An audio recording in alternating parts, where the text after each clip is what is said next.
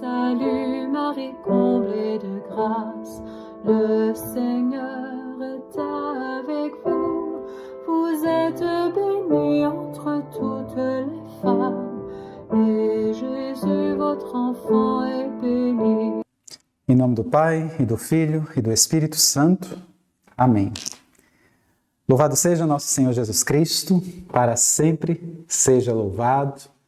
Meus queridos irmãos, uma alegria muito grande estar aqui mais uma vez convosco para refletirmos um pouco mais acerca da nossa fé, do nosso credo, daquilo que professamos quando rezamos o credo, né? E nós estamos justamente na fase do credo, no artigo 9º, que trata do creio na Santa Igreja Católica. Hoje nós vamos continuar o nosso estudo falando acerca deste artigo de fé tão importante para a nossa vida eclesial, para a nossa vida mesmo enquanto fiel, né? Então, que possamos realmente deixar o nosso coração bem aberto, bem dilatado mesmo, para que o Senhor, por meio desta formação, possa ir trabalhando no nosso coração mesmo esta realidade da nossa fé no que concerne a fé à Igreja Católica, Apostólica, Romana. Por isso, peça mesmo que a graça do Espírito Santo venha em nosso socorro, em teu socorro, e para tantos quantos aqueles para quem você irá também multiplicar estas informações, estes ensinamentos, estes conhecimentos, porque estas formações não podem ficar apenas aqui, elas precisam ser multiplicadas, precisam gerar frutos, inclusive na sua paróquia, na sua comunidade, o estudo do catecismo da Igreja, o aprofundamento do catecismo da Igreja Católica precisa ser verdadeiramente conhecido mesmo por todos os fiéis católicos, este tesouro que existe aqui, olha, correspondente ao nosso catecismo, um presente, uma pérola preciosíssima que nos foi conferida à Santa Igreja pelo Santo Padre, o Papa São João Paulo II, que nós possamos desfrutar mesmo desse tesouro. É um verdadeiro tesouro e é uma riqueza este catecismo que nós estamos estudando, vivenciando, diante de todas as realidades que nós vivemos hoje, né? Como a Igreja vive hoje a sua constituição, a sua realidade hierárquica, a sua composição no que diz respeito aos fiéis leigos, né? Então, este catecismo ele nos traz muitas respostas e ele vem a sanar muitas das dúvidas que os fiéis católicos, porventura, possam vir a apresentar. Então, possamos mesmo clamar a ação do Espírito Santo.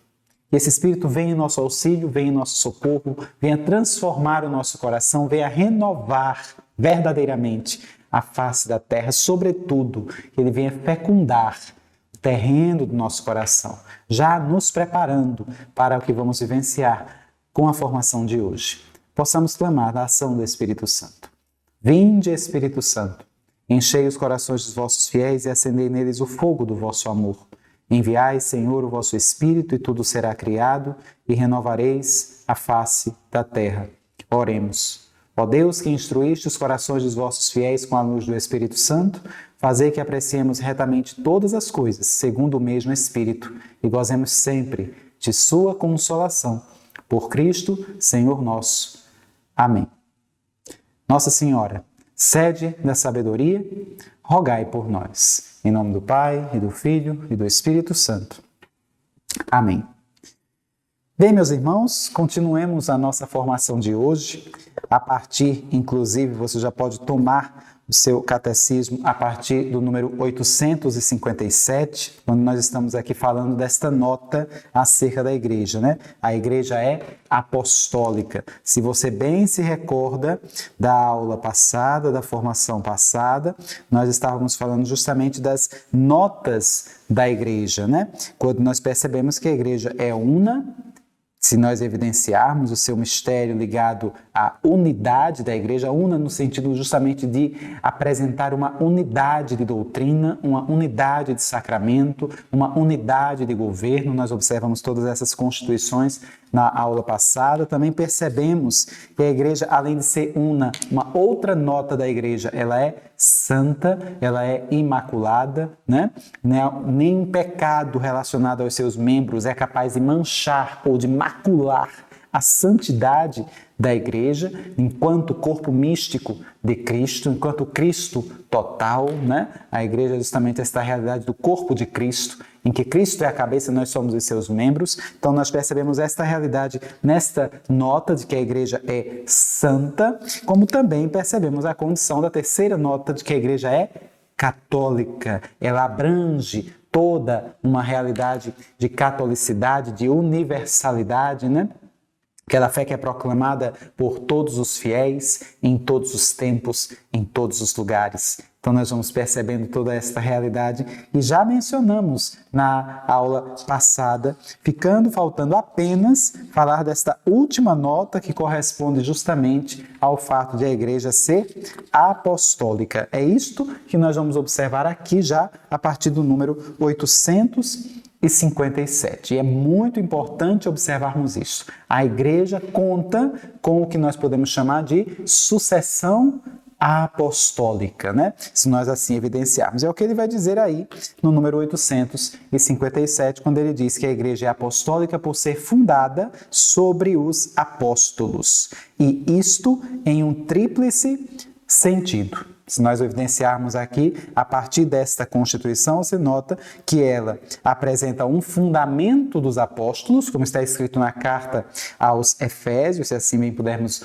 observar. Se nós notarmos também lá no livro do Apocalipse, já ao final do livro do Apocalipse, nós também vamos perceber esta realidade. Se notarmos toda essa Constituição, o Apocalipse traz muito desta realidade. Se você tomar comigo também aqui a Constituição do livro do Apocalipse, já no seu capítulo 21, nós podemos perceber justamente essa abordagem dentro do que a igreja corresponde ao fundamento, está fundada, vamos dizer assim, sobre a realidade dos apóstolos, né? Inclusive, você nota aí já no capítulo 21, a partir do versículo 9, você vê essa abordagem aí no livro do Apocalipse, quando ele vai dizer assim: então veio um dos 7 anjos que tinham as 7 taças cheias dos 7 últimos flagelos e disse-me: vem e mostrar-te-ei a noiva, a esposa do Cordeiro, ou seja, a igreja. Levou-me em espírito a um grande e alto monte e mostrou-me a cidade santa, Jerusalém, que descia do céu, de junto de Deus, revestida da glória de Deus. Assemelhava-se seu esplendor a uma pedra muito preciosa, tal como jaspe cristalino. Tinha grande e alta muralha, com 12 portas guardadas por 12 anjos. Note bem, isto no versículo 12. Nas portas estavam gravados os nomes das 12 tribos dos filhos de Israel.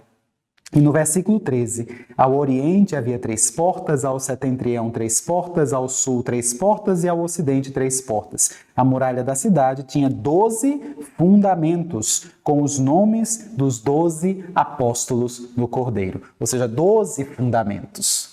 Os 12 apóstolos do Cordeiro. Então, esta cidade está fundada mesmo sobre os apóstolos. Essa cidade corresponde justamente à noiva do Cordeiro, à igreja, se assim pudermos observar. E ele vai falar destas portas que estão abertas para o lado norte, para o lado sul, para o lado do oriente, o lado do ocidente. Nós vamos notar esta realidade para mostrarmos que ela está com portas até mesmo abertas para que venham povos de todas as direções. É esta catolicidade da igreja e o fundamento dela correspondente ao fundamento dos apóstolos, se assim bem pudermos notar e evidenciar, né? Por isso ele fala dessa tríplice realidade que o catecismo nos esboça no número 857. Ela foi e continua sendo construída sobre o fundamento dos apóstolos, testemunhas escolhidas e enviadas em missão pelo próprio Cristo. Ela conserva e transmite com a ajuda do Espírito que nela habita o ensinamento, o depósito precioso, as salutares palavras ouvidas da boca dos apóstolos, ou seja, há uma transmissão oral, inclusive, a respeito da realidade da igreja, né? Dentro desse processo de sucessão apostólica. E ela continua a ser ensinada, santificada e dirigida pelos apóstolos até a volta de Cristo, graças aos que eles sucedem na missão pastoral. o Colégio dos Bispos, assistido pelos presbíteros, em união com o sucessor de Pedro, pastor supremo da Igreja. Então você já pode notar esta realidade, esta abordagem, quando ele fala justamente aqui nesta condição, de que a Igreja ela é ensinada, santificada e dirigida pelos apóstolos até a volta de Cristo. Ou seja, os apóstolos que nós observamos que foram concedidos por nosso Senhor, escolhidos por nosso Senhor, e Ele escolheu aqueles que Ele quis, como diz a palavra, como diz o Evangelho, né? E nós vamos perceber também que houve uma sucessão apostólica, ou seja, os apóstolos escolheram os sucessores, ordenaram os sucessores para que pudessem dar continuidade ao seu trabalho de evangelização nessas três funções, nesses três munera, né? Podemos assim observar. Munera é o plural, digamos, de munus, né? Munus é como que a função dentro desse processo, né? Então, munus de ensinar, o munus de santificar e o munus de governar. Na igreja, ela tem essas três constituições, essas três condições, funções, especialmente por parte do bispo. Né? A função do bispo, primordialmente, corresponde a essas três realidades. A realidade de ensinar o povo de Deus no que diz respeito ao magistério, realidade magisterial. A realidade de santificar o povo de Deus, porque é justamente a partir dos bispos que ocorre o processo, digamos, até de ordenação sacerdotal, né? Se nós evidenciarmos, ordenação diaconal, se nós observarmos, e a ordenação é um caráter indelével e sagrado, se nós evidenciarmos desta forma, né? E a partir daí se constitui justamente a capacidade que o bispo, por meio do seu ministério, por meio da imposição das mãos, confere no sentido ministerial aos sacerdotes para que os sacramentos também possam acontecer dentro deste processo. E você vê toda esta realidade de santificação. E ainda nós temos também o caráter mesmo de governar, né? O bispo, ele governa a sua igreja particular, que corresponde à sua diocese, podemos assim evidenciar, todos eles em comunhão com o sucessor de Pedro, que é o bispo de Roma, né? Que tem uma, digamos assim, jurisdição ou primazia sobre toda a igreja dentro desse processo, inclusive sobre cada diocese em particular, se nós assim bem pudermos perceber. E é interessante notarmos esta nota que nós temos aí já no final do número 857, que é atribuída a Santo Inácio de Antioquia, ele que, se nós evidenciarmos toda esta constituição, também vai abordar dentro deste processo esta palavra que nós também notamos lá do Missal Romano, se nós evidenciarmos. Do mesmo jeito, nós vamos perceber a partir do número 858 a missão dos apóstolos, se assim bem pudermos notar e evidenciar. Note aí que os apóstolos eles têm justamente esta configuração, né?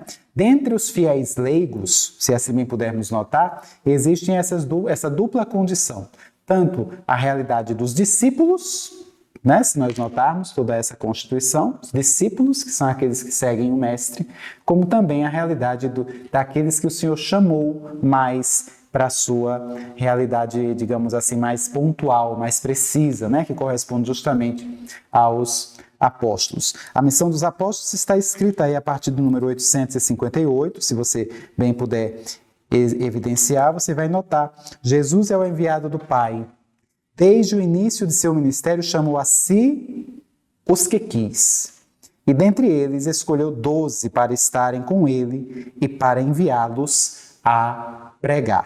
Então você nota o caráter da apostolicidade da igreja, se nós assim bem pudermos evidenciar. A partir daquela hora, eles serão os seus enviados. É o que significa a palavra grega, né? Apóstolo, que é justamente essa condição de testemunha mesmo, daquele que vem a testemunhar o Cristo, testemunhar a fé, se assim bem pudermos perceber. Neles continua a sua própria missão. Como o Pai me enviou, eu também vos envio. Ou seja, Jesus, ele confere a missão dos apóstolos. Como o Pai me enviou, eu também vos envio, ou seja, para que possam representar o Senhor, para que possam ser testemunhas do Senhor dentro desse processo, né? E aí você nota toda a abordagem que os apóstolos aqui vão conceder dentro desse ministério, especialmente Pedro, né? Se nós notarmos no Novo Testamento, Pedro é o apóstolo, vamos dizer assim, que é citado mais vezes nos evangelhos, se nós observarmos, e durante todo o Novo Testamento. Pedro é o apóstolo mais citado do Novo Testamento, se nós evidenciarmos. O segundo mais citado será justamente o discípulo amado, né? João, se observarmos. Mas note bem que Pedro, ele sempre tem a primazia no colégio apostólico, né? Se você perceber, a própria Sagrada Escritura vai atestar isso, né? Pedro é um dos primeiros apóstolos que Jesus chama para o seu seguimento, né? Nós vamos perceber que ele chama, inclusive, os apóstolos no seu cotidiano. Ele não espera um momento pontual ou específico para convocar os apóstolos, para chamar ao seu seguimento. Ele simplesmente vê no cotidiano. Pedro, Simão, no caso, né? Estava pescando junto com seu irmão André, e Jesus chama: venham, que eu vou torná-los pescadores de homens, né? Do mesmo jeito ele faz com João, do mesmo jeito ele faz com o seu irmão Tiago, né? Os filhos de Zebedeu, se nós observarmos, e ele vai chamando Levi, também chamado Mateus, ele chama Natanael, né? Se nós assim percebermos, chama Felipe, chama Tadeu. Então ele vai dizendo: segue-me. E eles simplesmente vão abandonando tudo para seguir o Senhor, sempre na vida cotidiana. Ele chamou Levi no momento em que Levi estava no seu ofício, né, de cobrador de impostos. Ele chama Pedro, Simão, no caso, ou João, ou Tiago, ou André, no tempo que eles estavam verdadeiramente ali na pesca, no seu trabalho, na sua rotina, na sua labuta, né? Podemos perceber desta forma. Ele chama no cotidiano do seu trabalho, né? Podemos perceber. Na vida ordinária, o Senhor vai convocando. Ele chamou vários outros discípulos que o seguiam, inclusive. Mas em se tratando de Pedro, você pode notar que ele tinha uma certa intimidade até maior com Simão, né? Você bem pode notar lá no Evangelho segundo São Mateus, a partir do capítulo 16, se você perceber, a partir do versículo 13 mesmo, naquele episódio em que Jesus pergunta para os seus discípulos o que é que dizem dele, né? E aí os discípulos vão dizer: alguns te chamam de João Batista, outros te chamam de Elias, outros te chamam de Jeremias, quem sabe, né? Você vai percebendo esse diálogo, ou qualquer outro dos profetas. As pessoas falam e dão muitos nomes a ti. E Jesus pergunta para eles: e vocês, quem dizem? O que vocês dizem que eu sou? Né? Quando Simão toma a palavra, e é Simão quem diz: tu és o Cristo, o Filho do Deus vivo. Está lá. Se você observar o capítulo 16, a partir do versículo 16, você vai notar esta palavra de Simão, quando no versículo 17 você vê a indagação de Jesus. Jesus lhe disse: feliz és, Simão, filho de Jonas, porque não foi a carne nem o sangue que te revelou isto, mas meu Pai que está no céu. Veja que esta fala de Simão, tu és o Cristo, Filho do Deus vivo, foi algo revelado pelo Pai que está nos céus. Palavras do próprio Jesus. Foi o Pai que te revelou. Não tem como você saber disso sem que algo tivesse sido revelado do alto. E aí você vê a grande palavra que dá origem a esta apostolicidade da igreja. No versículo 18, eu te declaro, tu és Pedro, e sobre esta pedra edificarei a minha igreja. As portas do inferno não prevalecerão contra ela. Não prevalebam, se nós observarmos, né? Esta realidade. As portas do inferno não prevalecerão contra a Santa Igreja. Diante desta realidade. Mais ainda, no versículo 19, eu te darei as chaves do reino dos céus. Tudo que ligares na terra será ligado nos céus, e tudo que desligares na terra será desligado nos céus. Você nota que perceba esta realidade. Tudo que Jesus fala, Quando Jesus abre a boca e fala a sua palavra, que é viva e eficaz, esta mesma palavra que disse no Gênesis, faça-se a luz, façam-se o firmamento. Ele criou os luzeiros com a sua palavra. Do mesmo jeito ele está fazendo aqui, já no Evangelho. Porque agora a palavra que está encarnada em Cristo Jesus. Tudo que ligares na terra será ligado no céu. Tudo que desligares na terra será desligado no céu.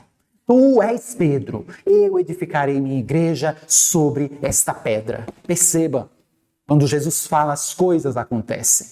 Sejam no âmbito material, seja no âmbito espiritual. Ele estava criando ali em Pedro uma ponte, um pontífice. Se nós percebermos esta realidade. As portas do inferno não prevalecerão. É a palavra de Deus. Ele fala e as coisas de fato acontecem segundo a sua vontade, dita na sua palavra. Isso precisa ficar bem claro para que possamos compreender todas as realidades que estão imbuídas neste ministério chamado ministério petrino, dentro deste processo. Porque Pedro, ele assume aí uma sucessão diferente, uma realidade, inclusive, de liderança diferente dos demais do colégio apostólico. Né? Nós vamos percebendo mesmo que logo depois que Judas Iscariotes ele morre, né? Por ocasião da sua morte, você vai percebendo logo depois da ressurreição de Jesus, quando ele ascende aos céus, que outro é substituído, né? Substitui-se Judas Iscariotes por Matias, para manter o colégio dos 12. Nesse princípio. E nós vamos notar toda esta abordagem, como nós percebemos aqui, dentro da missão dos apóstolos, a partir mesmo do número 859, ele vai dizer, Jesus associa-os à missão que recebeu do Pai. Como o Filho não pode fazer nada por si mesmo, mas recebe tudo do Pai que o enviou, assim os que Jesus envia nada podem fazer sem ele. Então nós temos aqui um duplo aspecto. O aspecto desta realidade que foi Jesus que enviou e o segundo aspecto que é o da impotência dos apóstolos. Os apóstolos não podem nada. É o cumprimento da palavra de Cristo. Sem mim, nada podeis fazer. Os apóstolos nada podem. Senão em Cristo Jesus. Todas as realidades que eles forem realizar, eles irão realizar em Cristo Jesus, no nome de Jesus. E aí sim, é o Senhor que por meio dos apóstolos irá fazer novas todas as coisas. É o que podemos perceber aqui ao longo destes números do Catecismo da Igreja Católica. Se você notar o número 860, ele mesmo vai dizer: no encargo dos apóstolos há um aspecto não transmissível, serem as testemunhas escolhidas da ressurreição do Senhor e os fundamentos da Igreja, mas há também um aspecto permanente no seu ofício. Cristo prometeu-lhes ficar com eles até o fim dos tempos. Há algo que não é transmitido. Por exemplo, eles efetivamente foram as testemunhas da ressurreição. Foram eles que testemunharam o ressuscitado. Isto não é, digamos assim, transmissível, mas existe algo transmissível, a promessa de que o Senhor irá permanecer com eles, com os seus sucessores até o fim dos tempos. Isso é muito importante percebermos. Existem 12 apóstolos. Todos os 12, eles enviaram seus sucessores, ordenando-lhes como a imposição das mãos, podemos assim dizer. Acontecendo até mesmo com o próprio São Paulo, se nós notarmos, se nós evidenciarmos. Mas em se tratando de Pedro, que também, digamos assim, ordenara tantos, né, através da imposição de suas mãos, mas existem aqueles que se constituíram como efetivos sucessores. Então, meus irmãos, se nós percebermos logo em seguida, diante de todo este mandato que nosso Senhor Jesus Cristo participou aos seus apóstolos, nós vamos perceber já a partir do número 861, né, esta realidade dos bispos enquanto sucessores dos apóstolos. Se nós percebermos, nós vamos notar que Pedro, né, Simão, a quem Jesus chama Pedro, tu és pedra. Tu és Pedro, sobre esta pedra edificarei a minha igreja, nós vamos percebendo que vai se concebendo aí já um processo de sucessão apostólica à medida que os apóstolos eles vão, digamos assim, ordenando, né, através da imposição de suas mãos, outros para efetuarem este ministério, se nós assim pudermos ir percebendo. E no caso de Pedro, se nós notarmos, existe uma sucessão assim bastante pontual, uma sucessão bastante objetiva. Pedro, de fato, pela imposição de suas mãos, ele ordena, digamos assim, outros que também iriam realizar este mandato de nosso Senhor Jesus Cristo, mas em se tratando de Pedro enquanto aquele que tem o primado em Roma, podemos assim dizer, né? E nós vamos notar toda a trajetória de Pedro enquanto apóstolo de Antioquia, e depois ele vai até Roma, onde lá em Roma é martirizado. Nós vamos percebendo que há aí uma sucessão direta, porque depois de Pedro, quem é que vai sucedê-lo, se nós observarmos dentro do contexto histórico? Nós teremos a figura de São Lino. Quando Pedro morre, por volta do ano 64 ou 67 depois de Cristo, sob o tempo do reinado do imperador Nero, nós vamos perceber que sucede a Pedro ali no governo da igreja de Roma, Lino. Depois de Lino, Cleto. Depois de Cleto, Clemente. Você vai observando esta sucessão, né? Clemente, a quem é sucedido por Evaristo. Depois de Evaristo, nós teremos Alexandre I, depois Sisto I, Telésforo, depois Higino, Aniceto, Sotero, Eleutério. Nós vamos notando aí uma sequência, uma sucessão ali no governo da igreja de Roma. Quando eu falo em Eleutério, eu estou falando já aí no ano 189, quando ele morre. Ele morre no ano 189, né? O 13º Papa da igreja, podemos assim evidenciar. Se nós notarmos, no ano 189 também é o tempo, vamos dizer assim, em que Santo Irineu de Lyon também estava já ainda vivo, podemos notar, né? Na sua obra Adversus Haereses, ele enumera e reconstitui a lista dos 12 primeiros sucessores de São Pedro. Essa lista que eu coloquei aqui agora para vocês. Então, você vai notando que há aí uma sucessão apostólica e que vai culminar até os dias atuais com Francisco, sucessores diretos do apóstolo Pedro. E nós vamos percebendo toda essa realidade, né? Pedro vive na igreja. Essa igreja, vamos dizer assim, em que Pedro legitima toda esta abordagem. Pedro vive na igreja. Hoje, Francisco, batizado, Jorge Mário Bergoglio, mas Jesus continua a chamar Pedro. Tu és Pedro. Né? Eu vou aos pés de Pedro. Nós percebemos esta realidade do ministério petrino, independente do caráter do Papa, o caráter que será assumido ali por aquele Papa, mas tudo isso há uma ligação com esta rocha, né? Esta pedra primeira, podemos assim dizer, e que chega até Jesus, que dá autenticidade, que dá apostolicidade, digamos assim, à igreja, a chamada sucessão apostólica. Outro dado que precisamos evidenciar, o próprio, por exemplo, Santo Inácio de Antioquia, né? Ele que viveu nos tempos em que o apóstolo João mesmo vivia, se nós observarmos esta condição. Se nota também a presença de Policarpo de Esmirna, né? Que também foi ordenado por alguém que o antecede. Então você vê que há uma sucessão apostólica dentro desse processo. E isso tudo você pode evidenciar aí nos números 861 e 862, quando você percebe toda essa condição. Ele vai dizer assim: assim como permanece o munus que o Senhor concedeu singularmente a Pedro, o primeiro dos apóstolos, a ser transmitido a seus sucessores, da mesma forma permanece o munus dos apóstolos de apacentar a igreja, o qual deve ser exercido para sempre pela sagrada ordem dos bispos, né? Por isso que dizemos que os bispos são como que os sucessores dos apóstolos, sucessores diretos dos apóstolos. Nós temos Pedro como sendo toda a sua constituição de sucessão que vai formar toda a linha dos papas, né? E nós temos os demais bispos que vieram, digamos assim, da sucessão dos demais apóstolos, se observarmos desta forma. Nós notamos ainda, a partir do número 863, toda a realidade do apostolado, digamos assim, da igreja, no que diz respeito de que toda a igreja é apostólica. Na medida em que, por meio dos sacerdotes e dos sucessores de São Pedro e dos apóstolos, ela permanece em comunhão de fé e de vida com a sua origem. Ou seja, tudo remete ao tempo apostólico, se assim pudermos perceber toda esta abordagem e fidelidade. Se nós notarmos no número 864, ele ainda diz: sendo Cristo enviado pelo Pai, a fonte e a origem de todo o apostolado da Igreja, é evidente que a fecundidade do apostolado, tanto o dos ministros ordenados como o dos leigos, depende da sua união vital com Cristo.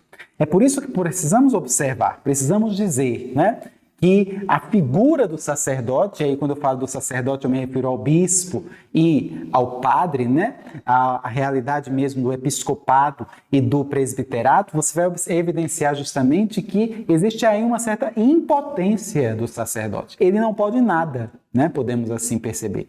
Mas Cristo é quem age neles, Por isso que disse que o sacerdote atua in persona Christi, na pessoa de Cristo. Ele está intimamente ligado, por ocasião deste ministério sacerdotal, à pessoa de Cristo. Então podemos perceber até mesmo que eles têm uma relação, digamos assim, até mesmo que direta, com a união hipostática, a chamada união hipostática. Se nós percebemos a união hipostática de Cristo, no grego, se percebemos a palavra pessoa, quando falamos a pessoa do verbo eterno do Pai, Em grego, esta palavra pessoa está com o nome de hipóstasis, E daí essa realidade da união hipostática. Na segunda pessoa da Trindade, existem duas naturezas, uma natureza humana e a natureza divina, unidas nesta segunda pessoa da Santíssima Trindade, no Verbo eterno do Pai. E aí você nota, diante desta realidade, você percebe que esta união hipostática tem uma relação íntima com a figura do sacerdote. E por isso percebemos toda esta alocução, quando o Padre está ali para perdoar pecados, não é o Padre quem perdoa, é o próprio Cristo que atua ali no Padre para que esse perdão seja efetivo. Podemos assim perceber na comunhão diante das palavras da consagração. Não é o Padre simplesmente, enquanto sacerdote, que está lá efetivamente trabalhando aquela realidade mesmo da consagração, do milagre da transubstanciação, mas o próprio Cristo, podemos notar, que atua ali naquele momento e aquele pão, aquele vinho se transubstanciam, digamos assim, em corpo e sangue de Cristo. São realidades que nós notamos a partir do mistério tremendo da sucessão apostólica. Você pode notar tudo isso a partir dos números 864 e 865 do Catecismo da Igreja Católica, No número 865 ele faz até um certo resumo diante de tudo que nós observamos até aqui. A Igreja é una, santa, católica e apostólica em sua identidade profunda e última, porque é nela que já existe e será consumado no fim dos tempos o reino dos céus, o reino de Deus, que veio na pessoa de Cristo e cresce misteriosamente no coração dos que lhe são incorporados, até sua plena manifestação escatológica, ou seja, no fim dos tempos. Podemos perceber a beleza destas palavras, o poder destas palavras. Todos os homens remidos por ele, tornados neles santos e imaculados na presença de Deus, no amor, serão reunidos como único povo de Deus. A esposa do Cordeiro, a cidade santa descida do céu, de junto de Deus, com a glória de Deus nela. Que maravilha notarmos esta realidade, fazendo alocução, inclusive, às palavras do Apocalipse 21, 14, que nós mencionamos há pouco, Mais adiante você tem aí, a partir do número 866 até 870, o resumo de tudo aquilo que falamos acerca das notas da Igreja. Você pode observar e pode fazer aí a sua revisão e também a sua reflexão. E nós vamos avançando para o parágrafo 4º, a partir do número 871, ainda falando sobre a realidade da igreja. Você nota que se trata mesmo de um tema altamente fascinante mesmo para nós católicos, e precisamos compreender efetivamente o que é ser um católico de fato, né? O que é viver essa experiência de igreja, né? O que é ser igreja efetivamente. Aqui ele mesmo vai falar a respeito dos chamados fiéis de Cristo, né? A chamada hierarquia, a configuração dos leigos e a vida consagrada. Antes de mais nada, é importante nós esclarecermos aqui, né? Só existem duas categorias de fiéis, né? Se nós pudermos perceber. Só existem os fiéis que são ordenados e os fiéis não ordenados. Interessante notarmos essa realidade e abordagem, né?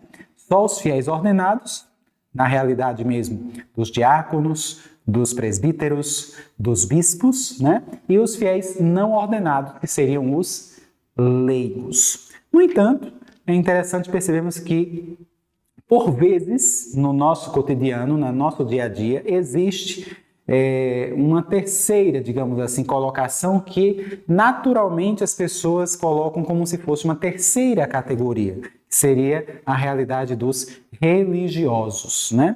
Até mesmo o próprio catecismo, quando nós vamos meditando e observando aqui a leitura, ele trata como se fosse uma terceira categoria, digamos assim. Só que existem duas situações dentro do contexto até mesmo da teologia. Existe a realidade, digamos assim, comum, usual, né, de terminologias, vamos dizer assim, e existe aquela realidade mais técnica, né, que a igreja também vai se valer. Para melhor entendimento do povo de Deus, né, o catecismo, ele abrange, ele coloca, mais na frente nós vamos observar isso, ele coloca esta linguagem mais comum às pessoas, né? Mas é bom que nós entendamos que só existem duas formas, ou eles são, de fato, ordenados ou não ordenados. Os ordenados correspondem ao clero. Os não ordenados correspondem aos leigos. E você pode perguntar, e os religiosos? Né? Existem religiosos que são ordenados e existem religiosos que são não ordenados, que não foram ordenados. Né? Por exemplo, uma freira, né? Digamos assim, um frei. Existem freis que não foram ordenados sacerdotes. O próprio São Francisco de Assis, né? Ele era frei, mas não foi ordenado sacerdote. Não era padre, não era clérigo. Entende? Era um leigo, se assim pudermos perceber dentro dessa abordagem, né? Embora o catecismo, para melhor explicitar e para tornar mais didático o seu ensinamento, ele tenha optado por colocá-lo como se fosse uma categoria à parte. Tanto o catecismo da Igreja Católica como o próprio Concílio Vaticano II, por ocasião do capítulo que fala dos religiosos na Lumen Gentium, eles citam como se fosse uma categoria à parte. Mas se observarmos, por exemplo, o Código de Direito Canônico, né, no número 207, se você vê também no Catecismo ele citando este código, aí no parágrafo 873 você vê que o Catecismo cita o Código de Direito Canônico no número 207, ele vai mostrar a linguagem técnica que o direito canônico coloca, se nós evidenciarmos aí dentro deste mecanismo, dentro dessa abordagem, né? Nós percebemos logo no número 873 do Catecismo. Acompanhem comigo. As próximas diferenças que o Senhor quis estabelecer entre os membros de seu corpo, as próprias diferenças, né, servem à sua unidade e à sua missão. Pois, embora exista na Igreja diversidade de serviços, há unidade de missão. Cristo confiou aos apóstolos e a seus sucessores o munus de ensinar, de santificar e de governar em seu nome e por seu poder, conforme nós já observamos há pouco, né? Tanto o catecismo ensina, como percebemos também que a Lumen Gentium também vai falar a respeito desta tríplice função, especificamente aos bispos, né? A função de ensinar, a função de governar, e a função de santificar. O munus, né? Na verdade, os munera, se nós evidenciarmos aí no plural, né? O plural de munus é munera, né? Ou seja, o encargo, a função, vamos dizer assim, daqueles a quem o Senhor confiou a sua igreja, caso aos apóstolos e a seus sucessores, justamente essa abordagem, ensinar, governar e santificar. E nós vamos perceber também que, diante desta realidade, ele ainda diz: os leigos, por sua vez, participantes do munus sacerdotal, profético e régio de Cristo, compartilham a missão de todo o povo de Deus na igreja e no mundo. Finalmente, em ambas as categorias, olha o catecismo dizendo, hierarquia e leigos, ambas as categorias, há fiéis que, pela profissão dos conselhos evangélicos, conselhos de obediência, de pobreza e castidade, né, se nós observarmos, em seu modo especial a Deus e servem a missão salvífica da Igreja. Seu estado, embora não faça parte da estrutura hierárquica da Igreja, pertence, não obstante, à sua vida e santidade. Ou seja, você vai perceber que existem religiosos que são clérigos e existem religiosos que são freiras, que são leigos, né? Inclusive, por exemplo, as freiras, né? Que são religiosas, que são leigas e não podem, você sabe que não podem, não há ordenação de mulheres, não é isso? Então nós percebemos toda essa abordagem dentro desse processo. Quando chegamos no número 874, nós notamos aí justamente esta constituição hierárquica da igreja, em que ele vai buscando responder a seguinte pergunta: por que o ministério eclesial, né? Por que existe efetivamente um sacerdócio ministerial, se assim bem pudermos perceber? Você nota mesmo que a igreja, ela é uma instituição que tem um caráter hierárquico, se nós assim bem pudermos perceber. Ele diz: o próprio Cristo é fonte do ministério da igreja.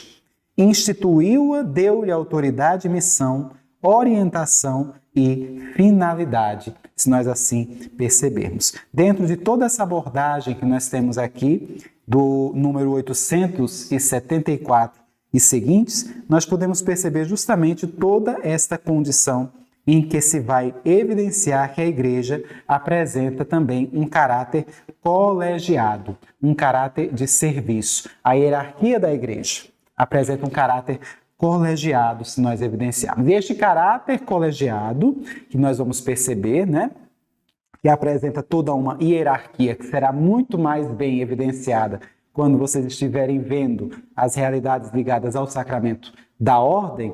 Então nós vamos perceber que existe a ordem diaconal, né, os diáconos, podemos assim dizer, os presbíteros e os bispos, dentre os quais os presbíteros e os bispos é que são efetivamente sacerdotes, né? Os diáconos, da palavra grega diaconia, está relacionado mais à realidade mesmo do serviço, né? Se nós evidenciarmos esta função ligada aos diáconos. E é interessante observar que dentro deste corpo episcopal, né, essa realidade voltada basicamente para o colégio, digamos assim, episcopal, que é o colégio dos bispos, que estão em comunhão com o sucessor de Pedro, né? Estão em comunhão com o Papa.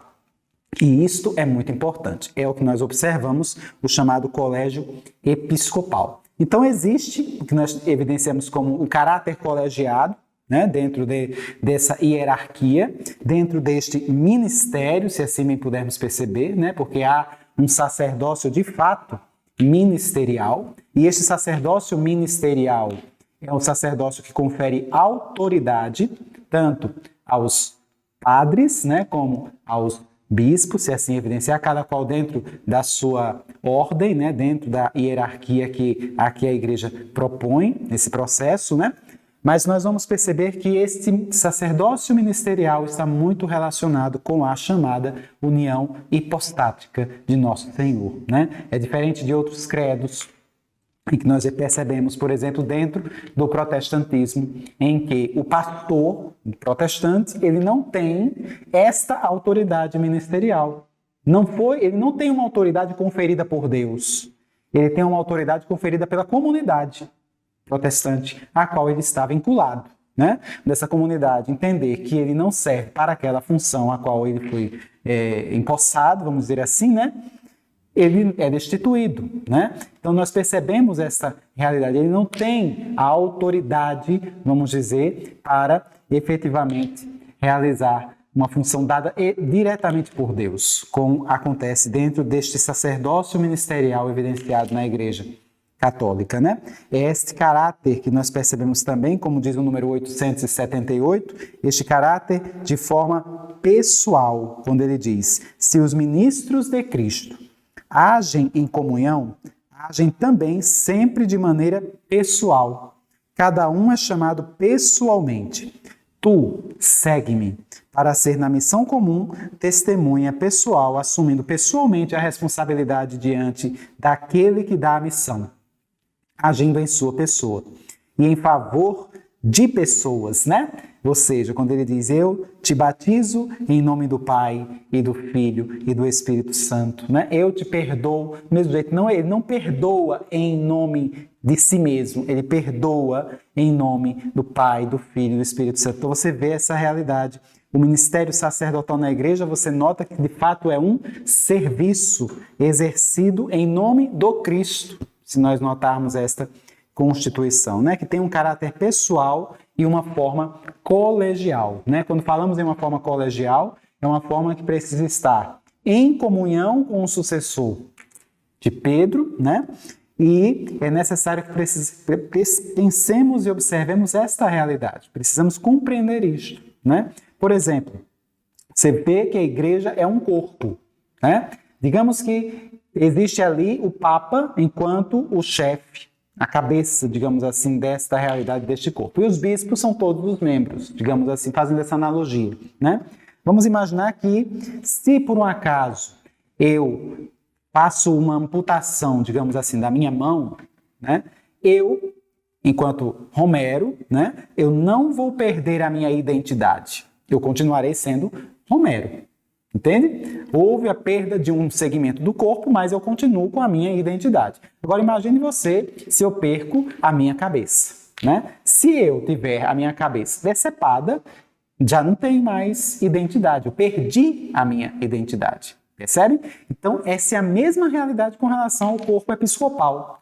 O bispo, o papa, digamos assim, a cabeça, e os demais bispos seriam os membros. Quando você tem alguma perda de comunhão de algum bispo com o Papa, por exemplo, né, um cisma, uma heresia, uma apostasia, podemos observar, aquele bispo perde a comunhão com o Papa, né, e com todo o resto do corpo, digamos assim, mas este corpo continuará tendo a sua identidade. O que não acontece se houver toda esta abordagem sem esta cabeça, né? Sem este chefe visível que seria o Papa. É aquela mesma situação quando nós observamos com a realidade das igrejas ortodoxas, né? Que praticamente se opuseram à obediência, digamos assim, ao reconhecimento do ministério petrino e se separaram de dioceses inteiras, comunidades inteiras, até mesmo nações inteiras se separaram de Pedro, se separaram do Papa, né? Então perderam esta, digamos, essa comunhão com o Papa, se assim bem pudermos perceber. E de uma forma ainda mais radical, eu posso ter milhares de bispos de um lado e posso ter do outro lado o Papa e 3 bispos apenas. O colégio episcopal estará com o Papa e com esses 3 bispos, e todos os outros milhares de bispos estarão fora da comunhão. É isto que caracteriza o ser católico, esta comunhão com o sumo pontífice. E isso precisa ficar muito claro. Por isso a necessidade que nós precisamos ter sempre de rezar pelo Papa, de buscar a obediência ao sumo pontífice, né? De acabar com essa ideia de ficar atirando pedras, digamos assim, no Santo Padre, né? Ele é chamado Santo Padre, eu já observei pessoas até dizerem, ele não é santo, o Papa não é um santo, não foi canonizado, ou faz coisas que não era para ser feitas. As pessoas criticam demais, né? Mas se nós percebermos esta abordagem, Papa, ele é chamado Santo Padre por causa do ministério petrino que ele encarna por ocasião no momento em que ele é eleito sucessor de Pedro. É o ministério que está sobre ele, né? Ele é aquele que liga e desliga. Lembra aquilo que falamos logo no início, no Evangelho de São Mateus? Ele é aquele que liga e desliga no céu e na terra. Tudo que ligares na terra será ligado no céu. Tudo que desligares na terra será desligado no céu. Isso precisa ficar muito claro e evidente para nós. Por isso o Sumo Pontífice precisa de toda a veneração, se nós evidenciarmos assim, né? Por isso que, diante desta condição, é necessário rezar pelo Papa. Por isso que a Igreja, na missa, né, nas Santas Missas, na oração da Assembleia, se reza pela Igreja, se reza pelo Papa, se rezam pelos sucessores dos apóstolos. Dentro da liturgia nós observamos isso. Na liturgia eucarística nós observamos essa realidade de oração mesmo pelo Sumo Pontífice, pelo bispo da igreja particular. Então nós precisamos compreender essa realidade, necessário rezar pelos nossos pastores, né? Que são os bispos. Os nossos pastores são efetivamente os bispos, né? Os padres, se assim bem observarmos, eles são colaboradores da missão episcopal, da missão do bispo, né? Eles vão colaborar ali naquela diocese com o seu bispo. Então é interessante percebermos esta realidade. O sucessor dos apóstolos, de fato, corresponde aos bispos. Os padres são os colaboradores que nós podemos evidenciar nesse processo. E tudo isso nós notamos aqui, a partir do número 880, o colégio episcopal com o seu chefe, que é o Papa, se assim notarmos, né? Ele diz: Cristo, ao instituir os 12, instituiu-os à maneira de um colégio ou grupo estável, ao qual prepôs Pedro, escolhido dentre eles. Assim como por disposição do Senhor, São Pedro e os outros apóstolos constituem um único colégio apostólico, de modo semelhante o Romanos Pontífice, sucessor de Pedro, e os bispos, sucessores dos apóstolos, estão unidos entre si. Daí a necessidade de observar Pedro enquanto aquele que confirma os irmãos na fé. Né? Aquilo que Jesus fala também ao final do Evangelho de São João: apacenta os meus cordeiros, se assim bem pudermos perceber esta abordagem. Por isso ele diz no número 882 que o Papa é o bispo de Roma, o sucessor de São Pedro, o perpétuo, visível princípio e fundamento da unidade, quer dos bispos, quer da multidão dos fiéis. Então você nota sobre esta abordagem. E o número 883 também vai falar de forma bastante enfática da autoridade do Papa dentro deste processo, quando ele diz que o colégio ou corpo episcopal não tem autoridade se nele não se considerar incluído como chefe o Romano Pontífice. Este parágrafo é para você grifar de que o Romano Pontífice precisa ser o chefe do colégio episcopal. Se ele não está presente, se ele não está fazendo parte do colégio episcopal, esse colégio episcopal é falso. Ele precisa estar sob a liderança, sob a autoridade do Romano Pontífice, dentro deste patamar, dentro deste processo. Se nós percebermos toda esta constituição. A partir do número 888, nós percebemos ainda a realidade em que o autor aqui no Catecismo vai colocar os diversos munera, né? A realidade do munus de ensinar, bem como do munus de santificar e do munus de reger, se nós observarmos, né? Você nota mesmo que, quanto ao munus de ensinar, é próprio do bispo, é próprio do clero, podemos assim dizer, né? Costuma-se até dizer que o clero é a porção docente da igreja, né? Enquanto que os leigos correspondem muito à parte discente da igreja, aquela parte que vai aprender com o clero, se nós observarmos, né?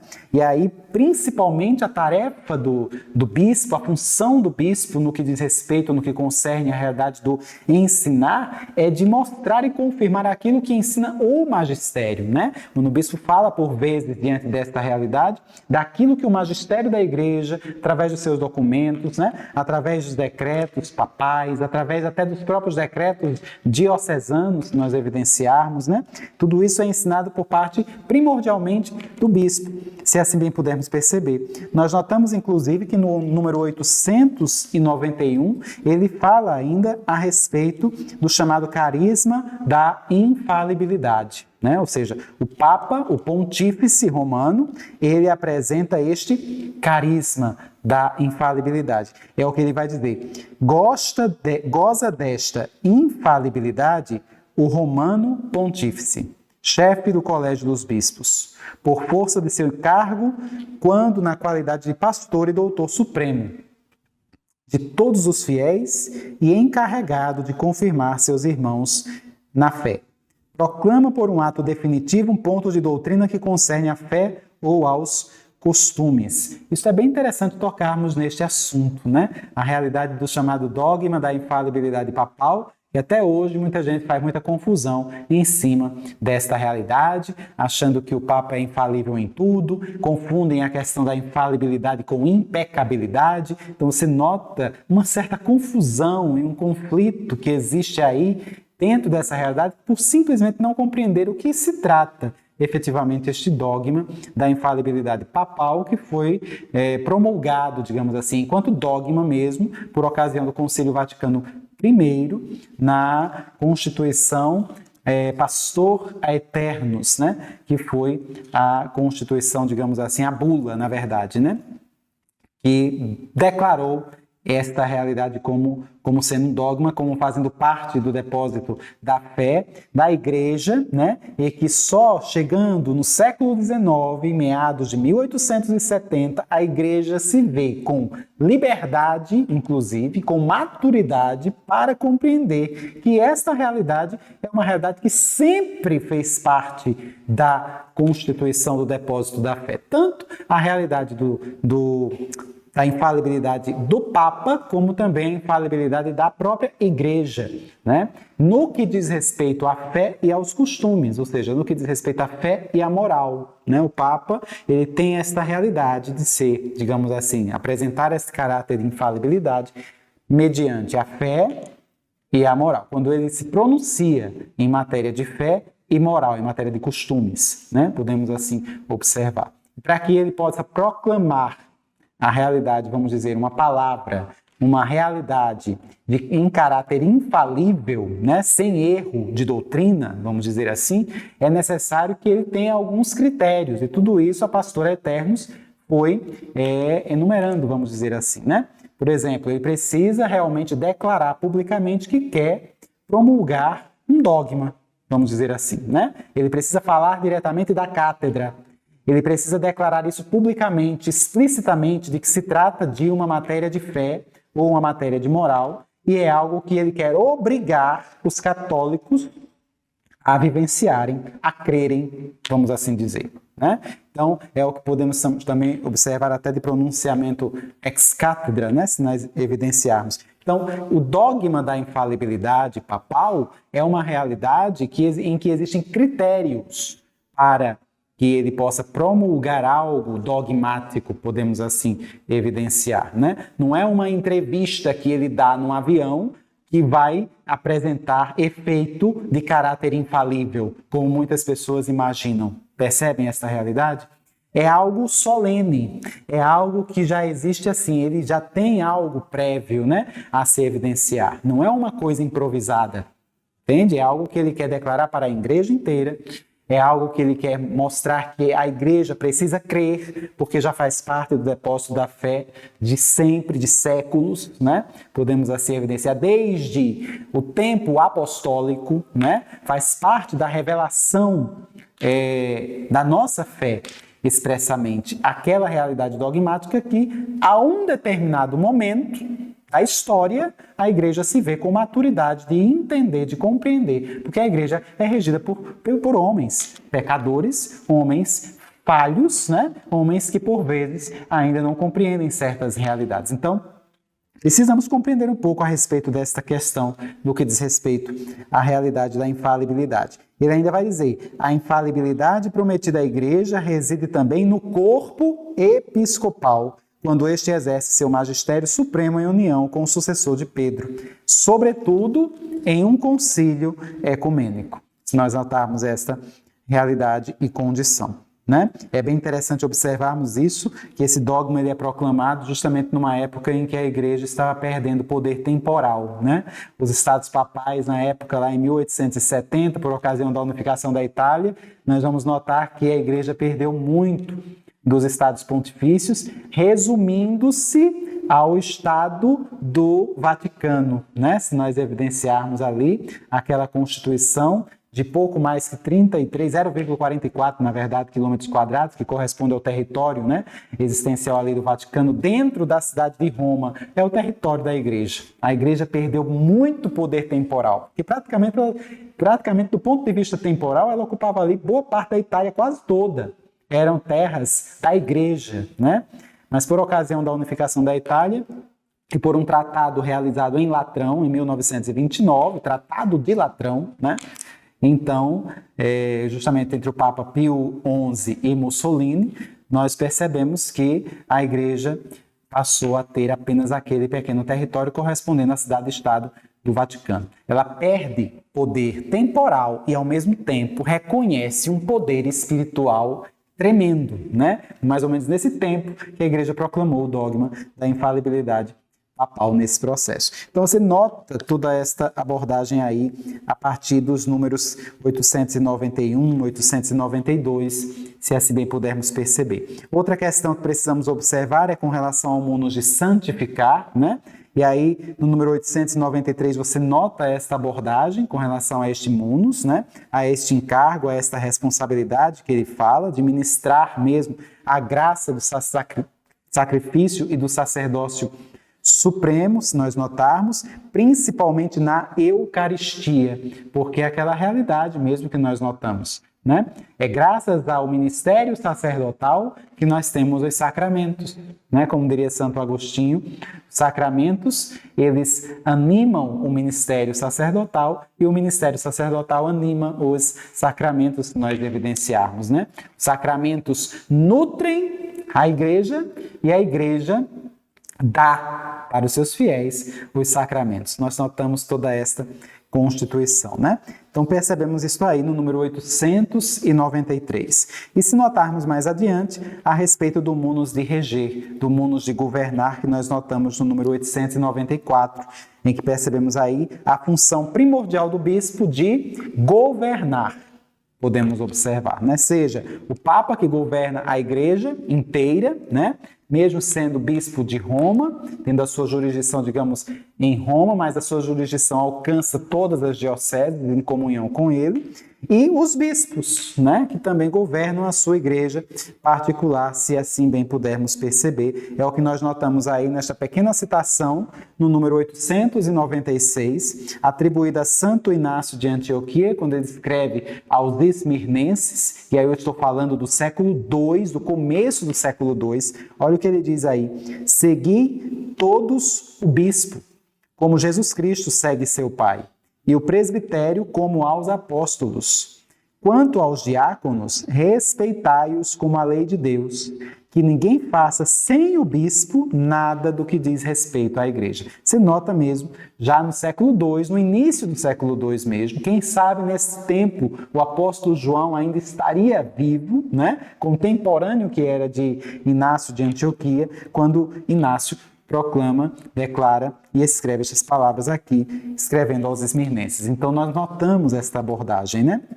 E mais adiante, a partir do número 897, percebemos aí agora este segundo tópico que ele vai se referir aos fiéis leigos, né? E aí ele vai dizer justamente aqui aquilo que falei há pouco, né? Quando ele diz, olha, sob o nome de leigos, entendem-se aqui todos os cristãos, exceto os membros das sagradas ordens ou do estado religioso reconhecido na igreja, isto é, os fiéis, que incorporados a Cristo pelo batismo, constituídos em povo de Deus, e a seu modo, feitos participantes da função sacerdotal, profética e régia de Cristo, exercem em seu âmbito a missão de todo o povo cristão na igreja e no mundo. Então você nota aqui que ele é aqui como quem quer colocar uma terceira categoria, né? O catecismo aqui ele fez a opção por usar um pouco aquele ritmo mais comum, nós observamos muitas vezes as pessoas dizerem no que diz respeito aos religiosos, né?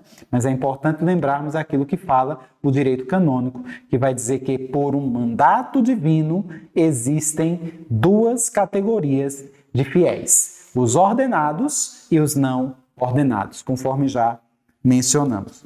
E a partir do número 898, você vai observar aqui, e seguintes, né? Você vai perceber aqui a função do leigo, qual é o seu papel, qual é a sua vocação, né? Dentro do contexto e da sociedade. Um detalhe interessante é que ao longo destes parágrafos, desses capítulos, nós notamos aqui uma influência muito forte da Constituição Dogmática Lumen Gentium, né? E vale a pena também você meditar e refletir naquela riqueza, na riqueza deste documento que fala sobre o mistério da Igreja. Então você nota já, por exemplo, a partir do número 901, a participação dos leigos no munus sacerdotal de Cristo, né? E como é que os leigos participam do munus sacerdotal de Cristo? Através dessas três constituições, né? Aquilo que a Lumen Gentium vai chamar de o sacerdócio comum dos fiéis. Nós todos, enquanto leigos, somos chamados a este sacerdócio comum dos fiéis. E de que forma nós participamos deste munus sacerdotal de Cristo? Não é igual ao munus ministerial que nós evidenciamos com o clero, né? Os sacerdotes, os padres e os bispos, se assim observarmos. Mas observaremos justamente uma participação neste sacerdócio de Cristo, de modo que nós somos chamados a sermos sacerdotes, profetas e reis, se assim bem pudermos perceber. E esse munus sacerdotal de Cristo está justamente na qualidade de que somos batizados, né? Participamos desse ministério, dessa realidade sacerdotal de Cristo a partir do sacramento mesmo, do batismo. Aquilo que no número 901 ele vai mencionar, de que os leigos, em virtude de sua consagração a Cristo e da unção do Espírito Santo, recebem a vocação admirável e os meios que permitem ao Espírito produzir neles frutos sempre mais abundantes. Assim, todas as suas obras, preces e iniciativas apostólicas, vida conjugal, familiar, trabalho cotidiano, descanso do corpo e da alma, se praticados no Espírito, e mesmo as provações da vida, pacientemente suportáveis, se tornam hóstias espirituais agradáveis a Deus, por Jesus Cristo. Note bem, trabalho que você realiza ao longo da sua vida, porque sacerdócio, né, essa realidade sacerdotal, podemos assim dizer, envolve sacrifício.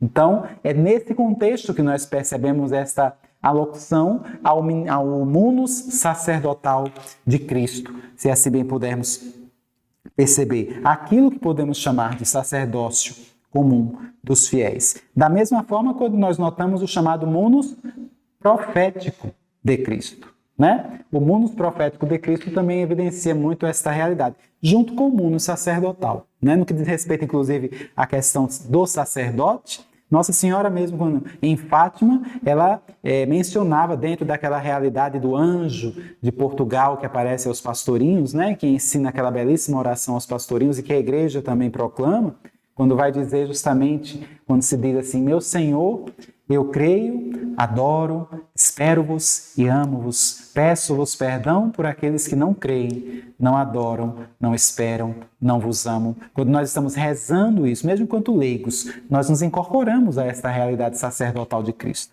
Porque por aqueles que não creem, por aqueles que não adoram, por aqueles que não amam a Deus, nós mesmos nos comprometemos a adorar o Senhor. Por aqueles que não adoram, por aqueles que não amam, por aqueles que não vos louvam. Entendem? Então você vai percebendo essa união desse ministério sacerdotal, esta realidade sacerdotal.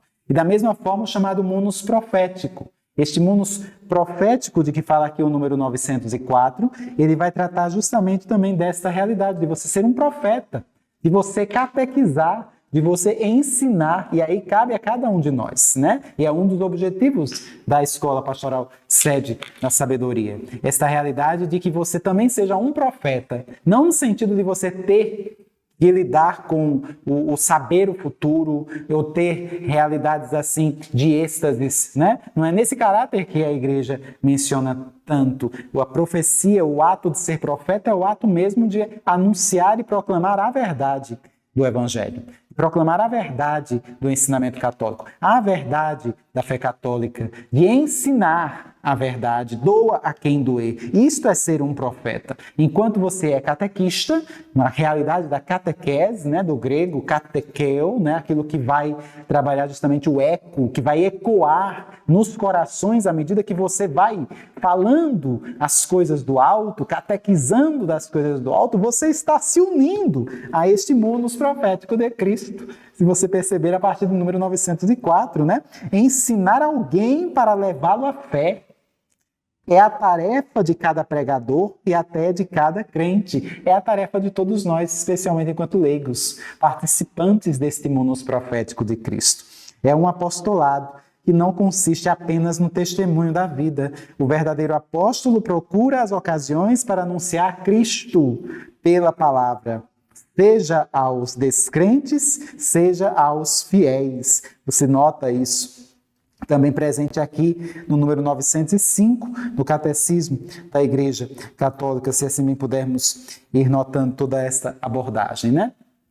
Está lá em uma carta, né, num decreto chamado Apostolica Natuositatem, também do Vaticano II, se evidenciarmos. E para já irmos caminhando, para finalizarmos este nosso momento, número 908 também vai falar a respeito do munus régio de Cristo. Somos chamados a ser reis, digamos assim, dentro deste patamar, né? Especialmente quando nós notamos no número 908, quando ele vai dizer: por sua obediência até a morte, Cristo comunicou a seus discípulos o dom da liberdade régia, para que vençam em si mesmos o reino do pecado, por meio de sua abnegação e vida santa. Como é que nós podemos observar que nós também somos participantes deste munus régio de Cristo, né? Uma realidade espiritual claramente evidenciada é quando nós vencemos, por exemplo, o pecado. Quando nós, diante da oração a qual nós fazemos enquanto leigos, né?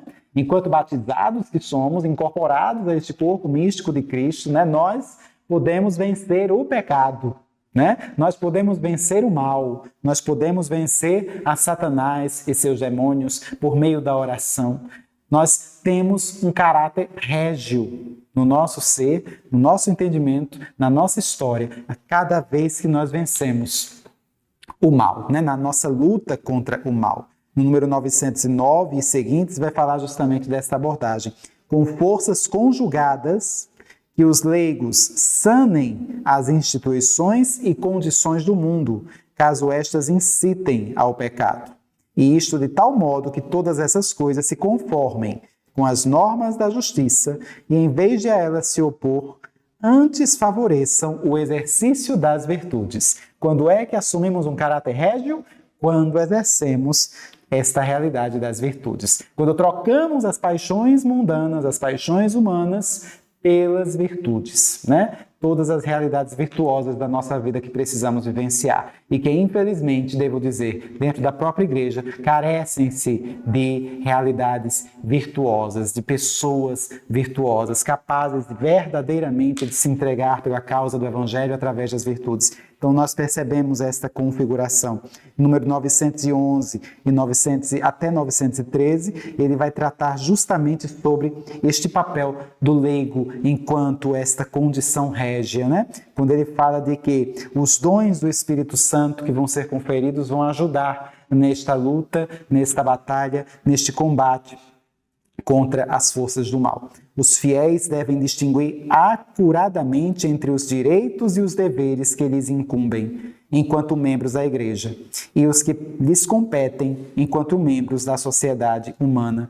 Procurarão conciliar ambos harmonicamente entre si, lembrados de que em qualquer situação temporal devem conduzir-se pela consciência cristã, uma vez que nenhuma atividade humana, nem mesmo nas coisas temporais, pode ser subtraída ao domínio de Deus. É ter este contato mesmo, no trabalho, na sua realidade de vida, na universidade, na realidade de escola, em casa, né, nos seus afazeres, estar sempre como quem está diante do Senhor, vivenciando esta realidade do Senhor. Aquilo que Santa Teresa d'Ávila falava, né? A santificação mesmo no meio das panelas, né? Mesmo lavando panelas, vamos observar esse contexto, mas trabalhar a santificação. Na sua vida intelectual, como quem está mesmo diante do Senhor, diante de Deus, fazendo as suas atividades que exigem um pouco mais do intelecto, mas estando sempre diante do Senhor. Este é um caráter régio do leigo dentro deste propósito.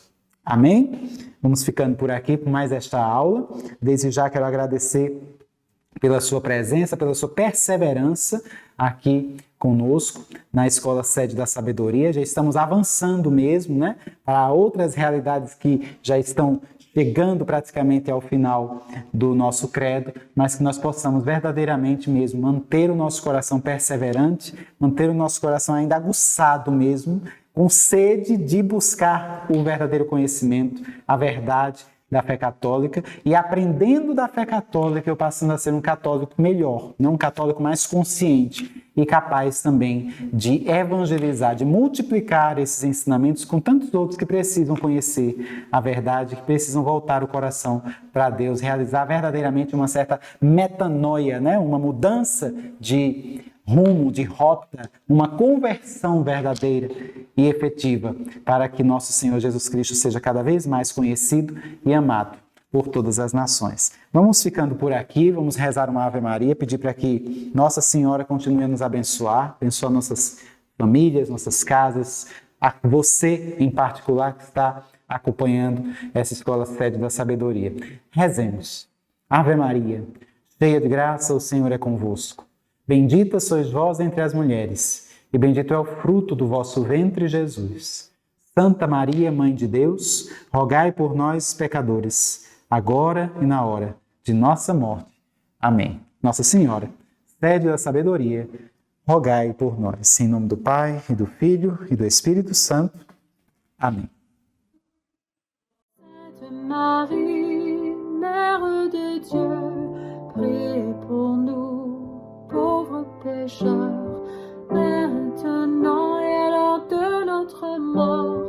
Amen, Amen, Alléluia. Amen, Amen, Alléluia.